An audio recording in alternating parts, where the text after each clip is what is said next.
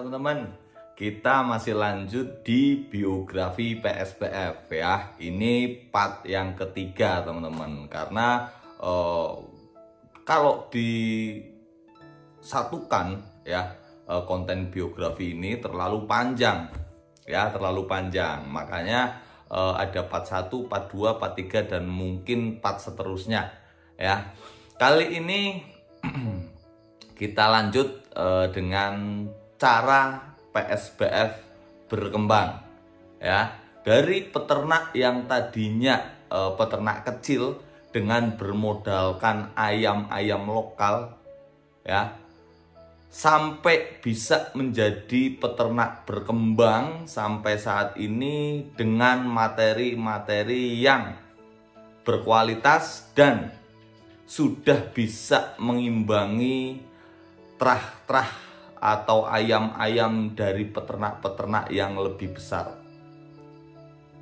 Gimana caranya? Simak video ini sampai habis, jangan di skip-skip, karena pastinya masih banyak informasi-informasi tentang biografi PSBF yang mungkin bisa membuat teman-teman semua menjadi terinspirasi dan tergerak untuk bisa seperti PSBF buat kalian yang ngalamin situasi dan kondisi yang sama dengan PSBF ya. Pingin jadi peternak besar tetapi dengan modal yang tidak ada. Oke?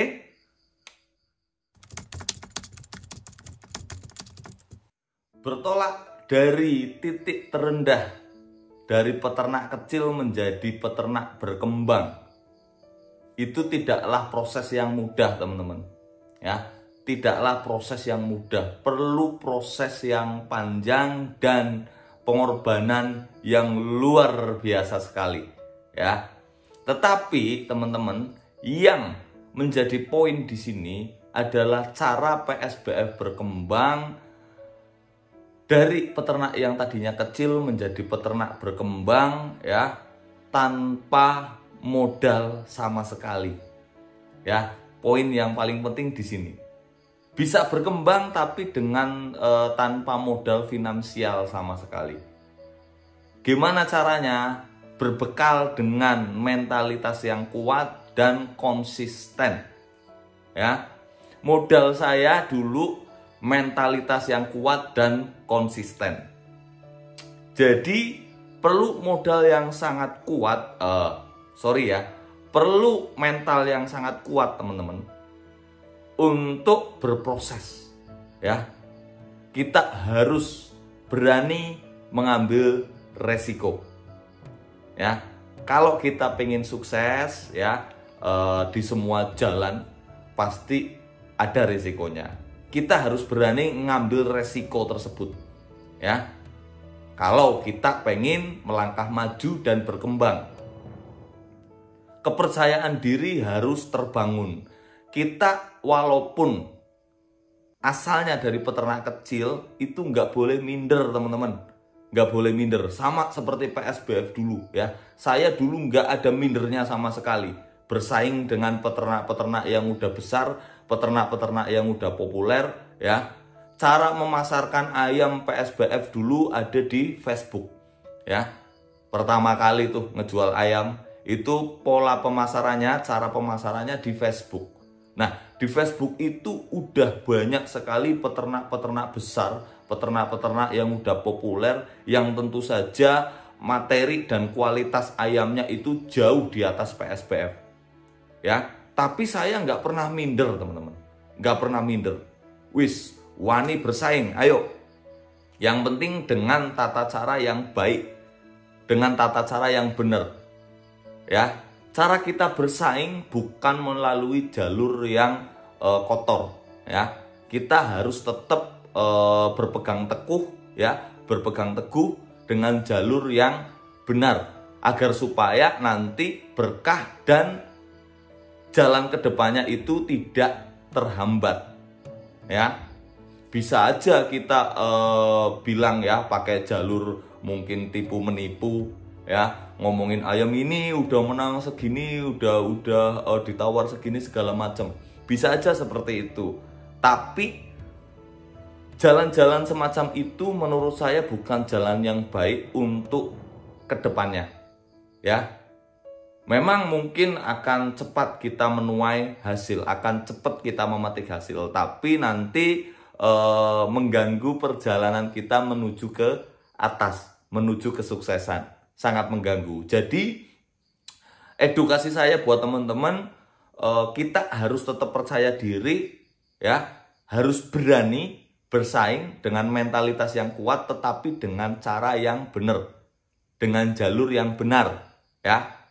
Itu sangat penting, teman-teman. Nah, selanjutnya konsisten, ya, konsisten di tutur kata dan perilaku, ya, wajib konsisten, ya. Sifat yang konsisten, orang yang memiliki karakter dan prinsip yang konsisten itu akan perlahan membangun kepercayaan, ya, entah itu kepercayaan dari orang di sekitar kita, kepercayaan dari netizen, kepercayaan dari calon customer atau calon pembeli ayam-ayam kita. Ya, ketika kita berperilaku konsisten dan bertutur kata konsisten, selalu tepat apa yang diomongin dengan kenyataan, ya, konsisten, akan membangun kepercayaan tinggi, ya. Sama seperti cara PSBF berkembang, teman-teman, hanya bermodalkan mentalitas yang kuat dan konsisten. Dulu saya ingat betul pertama kali saya ngerasa naik satu level lebih tinggi dari level sebelumnya itu ketika saya bisa ngejual ayam anak import, ya, bisa ngejual ayam F1. Dulu pas baru awal-awal beli materi, upgrade, ya, dari ayam yang lokal menuju ayam anak impor, menuju impor, itu tetap berproses kan, ya, berbutuh proses. Jadi ada proses kawin, proses bertelur, proses pembesaran, baru panen. Nah, ketika saya menunggu proses itu, ya, saya itu dulu sambil ngejualin ayam dari peternak yang sudah besar, ya. Dengan cara apa? Dengan bermodalkan kepercayaan.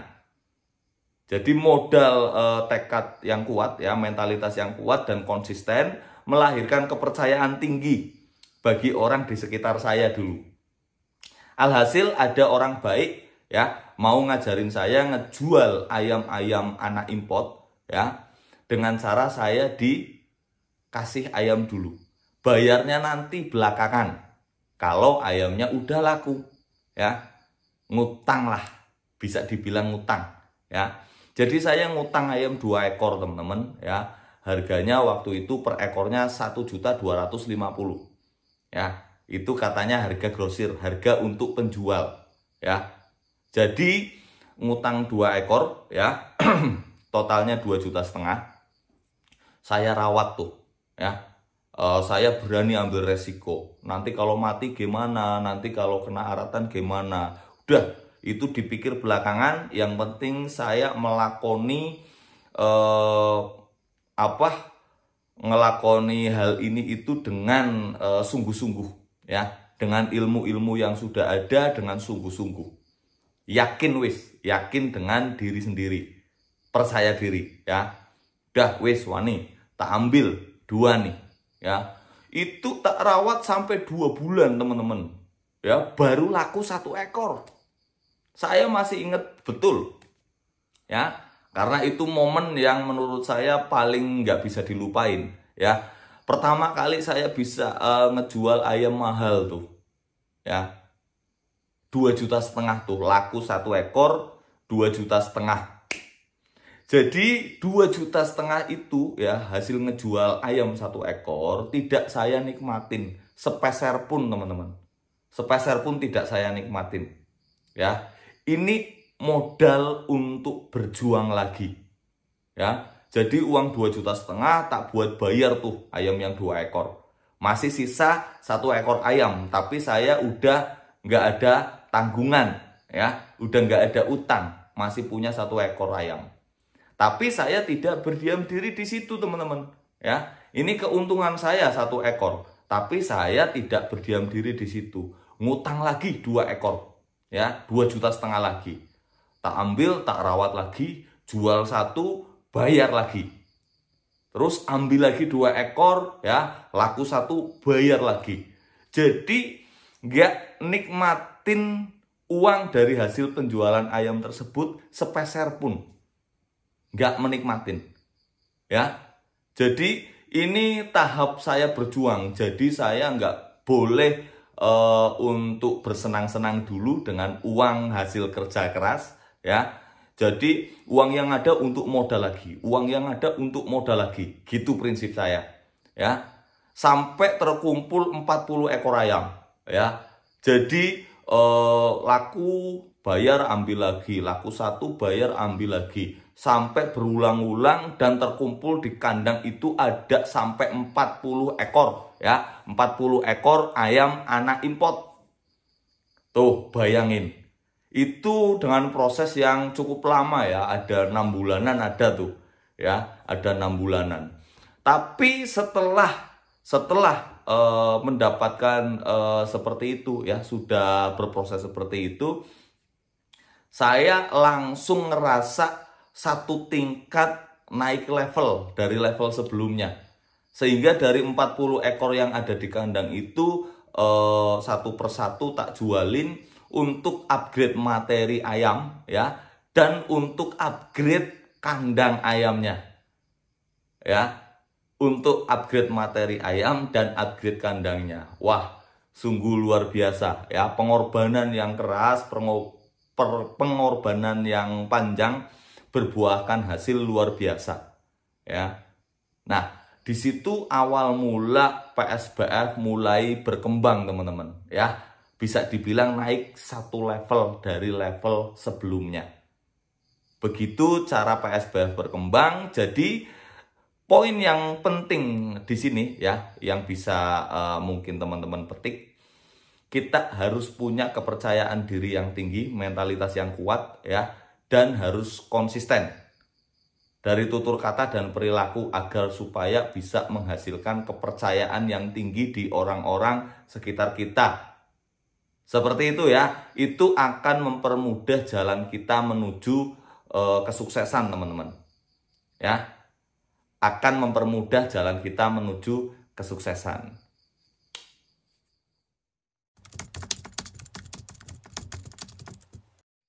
Dari mana Mas Yuda mendapatkan ilmu tentang ayam? Nah, ini menarik, teman-teman, pertanyaan menarik, ya. Jadi gini, saya itu ngedapetin ilmu-ilmu tentang ayam, ya, itu dari beberapa sumber, ya, teman-teman. Yang pertama dari pengalaman. Dari pengalaman saya dari kecil ngerawat ayam sampai sekarang ini, ya. Otomatis dari tenor waktu tersebut, ya, udah sangat banyak sekali ilmu-ilmu yang saya dapatkan, ilmu-ilmu penting yang saya dapatkan, terutama dari ilmu pengamatan terhadap ayam itu sendiri, ya. Jadi ngerawat ayam itu tidak hanya sekedar dikasih pakan, tidak sekedar dikasih vitamin, dikasih jamu, dilatih fisik, mandi jemur, dan lain-lain. Tidak hanya dari sudut itu aja, teman-teman, ya. Ngerawat ayam itu juga perlu diamati, misal contoh nih, kita bisa nebak karakter pola main ayam hanya dari ciri fisiknya, ya. Ilmu ini, ya, tidak bisa didapatkan secara teori, teman-teman, tidak bisa.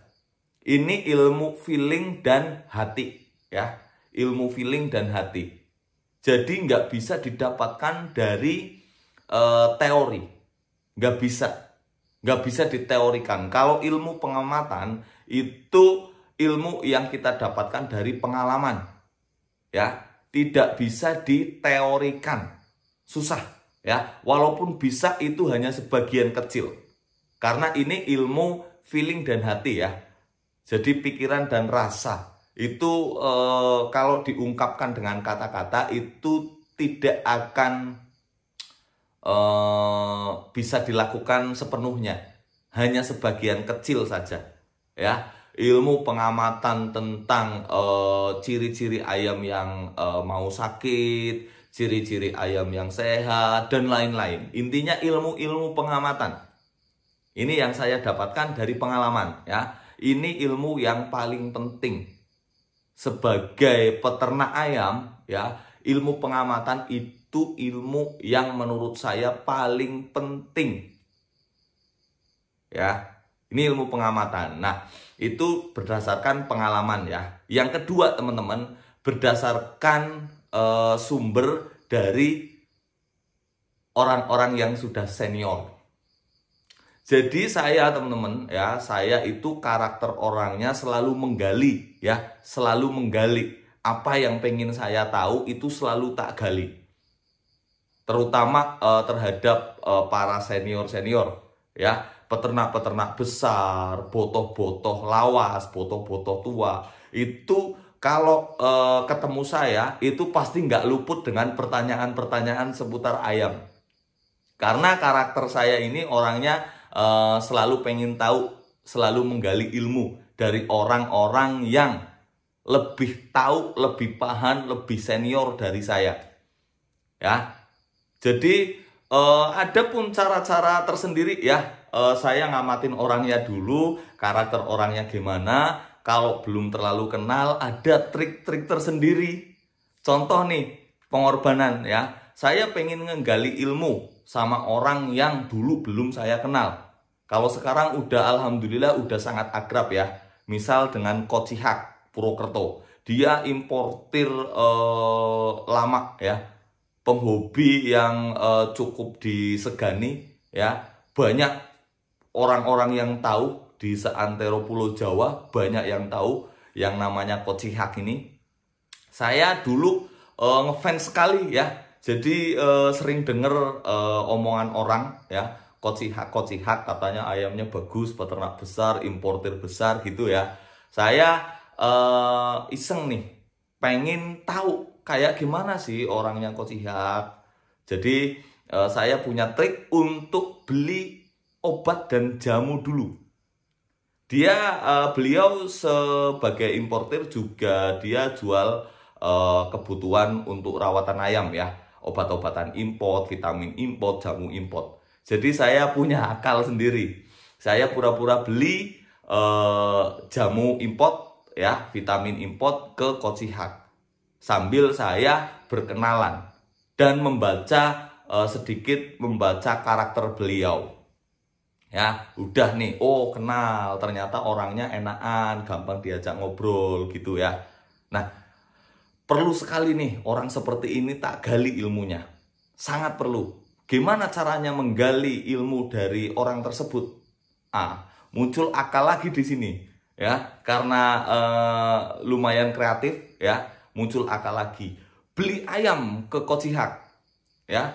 Beli ayam ke sana. Nah, ketika saya datang ke sana, tujuan utamanya menggali ilmu, tapi dengan cara saya membeli ayam agar supaya kita ngobrolnya itu enak ya. Saya beli ayam 1 ekor tapi ngobrolnya itu bisa sampai 1 hari penuh ya. Dari pagi sampai sore ngobrolnya. Banyak sekali ilmu-ilmu yang saya gali di sana ya. Itu saya gali dari orang-orang yang senior ya, orang-orang yang lebih berpengalaman, peternak-peternak yang udah besar, yang jam terbangnya udah tidak diragukan. Nah, itu salah satu sumber ilmu yang PSBF dapatkan. Dan yang ketiga ya, itu ilmu dari sekolahan teman-teman ya. Mungkin teman-teman ada yang belum tahu bahwasanya saya dulu sekolahnya itu di SMK Peternakan ya, di SMK Peternakan. Dulu jurusannya itu budidaya ternak unggas, BTU ya. Di sekolahan itu diajarin formulasi pakan ya, anatomi tubuh ayam, vitamin dan obat-obatan, vaksin, varian penyakit-penyakit ayam dan lain-lain.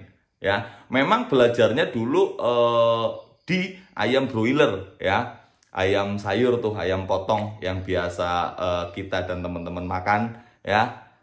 Tapi kalau mengenai penyakit ayam, anatomi tubuh ayam, formulasi pakan dan lain-lain, itu ya pasti nyambung dengan ayam laga. Pasti nyambung karena anatomi tubuh ayam antara ayam potong dan ayam bangkok pun sama ya. Memiliki usus, memiliki tembolok dan lain-lain sama.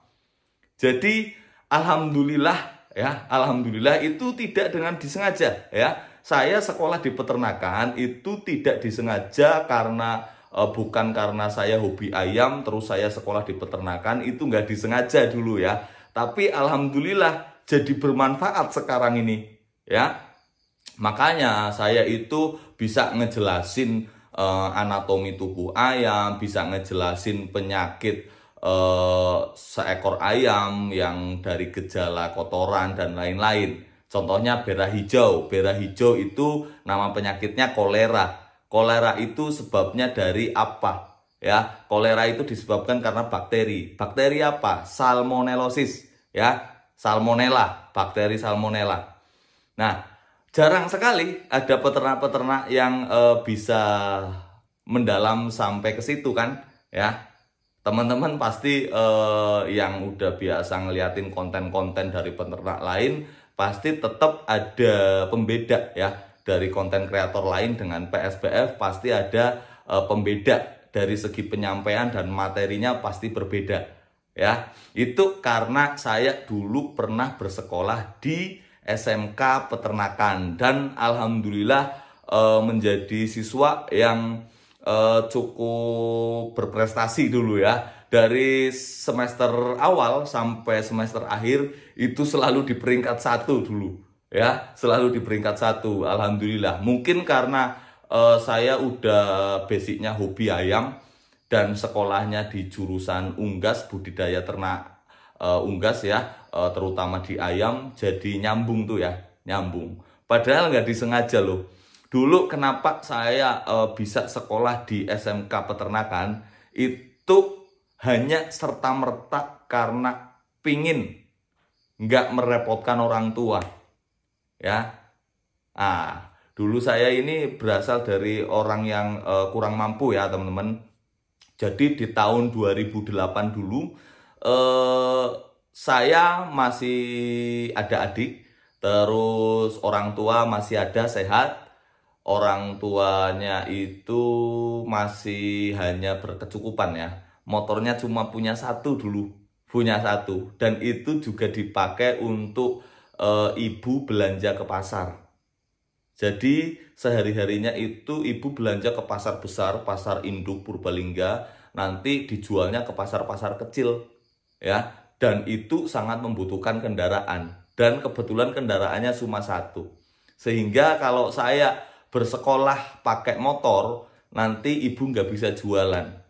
Padahal sumber dari dana untuk saya sekolah juga salah satunya dari ibu ya. Jadi saya mutusin untuk sekolah di SMK Pertanian yang memang jaraknya jauh dari rumah saya, sangat jauh, sehingga diambil jalan untuk saya itu kos. Jadi nggak perlu membutuhkan kendaraan. Hanya itu alasannya ya, sekolah di peternakan agar supaya saya nggak ngerepotin orang tua. Cuma itu, bukan karena saya suka ayam, bukan karena saya pengen lebih mendalamin tentang ayam, bukan. Dulu malah saya sekolah di sana itu nggak tahu jurusannya mau jurusan apa. Tapi ya alhamdulillah garis Tuhan itu luar biasa ya. Takdir dari Allah Subhanahu wa Ta'ala luar biasa sekali, sehingga sampai sekarang ini apa yang saya lakukan, apa yang saya kerjakan bisa saya rasakan manfaatnya. Dan itu semua tidak saya pakai sendiri ya. Saya di forum ini ya, di channel YouTube, saya mencoba berbagi pengalaman-pengalaman, ilmu-ilmu yang saya dapatkan ya, untuk kalian semua yang di zaman sekarang ini lebih mudah dalam belajar. Hanya bermodal dengan internet bisa belajar, nggak seperti saya dulu ya. Mudah-mudahan bisa bermanfaat nanti buat teman-teman semua dan bisa menginspirasi teman-teman semua yang mungkin mengalami keadaan yang sama seperti keadaan saya di zaman dulu ya. Nah teman-teman, saya rasa biografi PSBF ini kalau diceritakan tentang semua hal itu sangat panjang sekali ya, berpart-part, bisa sampai part 20 kayaknya kalau semuanya dijelaskan dari awal mula saya turun gelanggang, awal mula punya ayam bagus, terus bla bla bla bla bla. Banyak sekali pertanyaan-pertanyaan teman-teman yang mungkin belum bisa saya jawab karena saya juga takut nanti kontennya ngebosenin ya. Konten cuma ngebahas tentang diri sendiri ya. Barangkali seperti itu. Jadi saya cukupkan konten biografi ini di part 4 saja ya. Nanti di part 4 itu saya bocorkan ya. Saya kasih tahu gimana caranya agar supaya bisa ngejual ayam di online itu cepet laku, cepet laris manis ya. Nanti tak kasih tahu caranya di part keempat. Jadi buat temen-temen yang mungkin ngerasa video ini bermanfaat ya dan penasaran dengan part keempatnya, jangan lupa subscribe YouTube channel Putra Serayu Breeding Farm karena tentunya channel ini sangat bermanfaat buat kalian semua, terutama bagi yang pemula ya. Di part 4 saya akan bocorkan, saya akan kasih tahu bagaimana trik-trik khusus ya, trik-trik rahasia agar supaya nanti teman-teman semua bisa lebih mudah dalam penjualan hasil ternakan dari kandang teman-teman semua ya. Oke,